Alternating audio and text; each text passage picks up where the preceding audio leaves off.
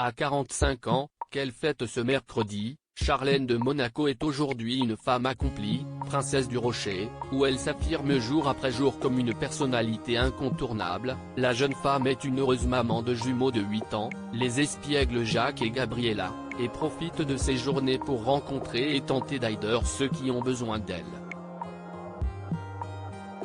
Un rôle qu'elle a adopté il y a plus de 11 ans désormais, lors de son mariage avec Albert de Monaco en juillet 2011.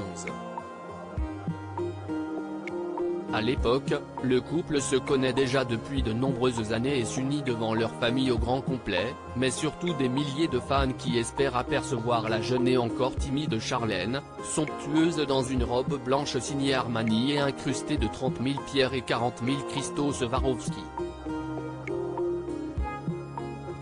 Une robe sublime que la princesse avait décidé de ne pas accompagner d'un diadème. Son voile, long de 5 mètres, était en effet posé à même son chignon. Un choix étonnant et plutôt original, lorsqu'on le compare aux autres unions royales ou princières en Europe. Mais qui est en réalité très symbolique. En effet, lors de son mariage avec Régnier de Monaco, Grace Kelly ne portait pas non plus de diadème. On imagine donc toute l'émotion qui a dû saisir le prince Albert en voyant sa femme faire ce choix.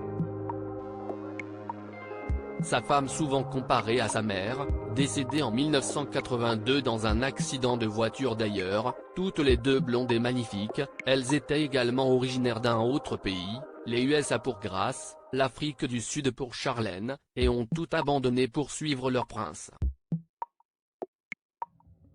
De prestigieux invités après l'union, qui s'était déroulée sous les caméras du monde entier, avaient beaucoup ému Charlène. Le couple était monté dans une voiture pour saluer l'immense foule présente.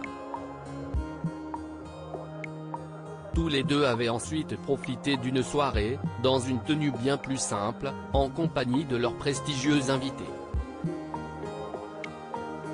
Si les princesses Caroline et Stéphanie avaient évidemment fait le déplacement avec leurs enfants, Andrea, Charlotte, Pierre Casiraghi et Alexandra de Hanovre pour la première, Louis et Pauline Ducruet et Camille Gottlieb pour la cadette, un grand nombre de têtes couronnées européennes avaient également fait le déplacement, notamment Victoria, Carl Philippe et Madeleine de Suède, Mathilde de Belgique ou encore Marie du Danemark.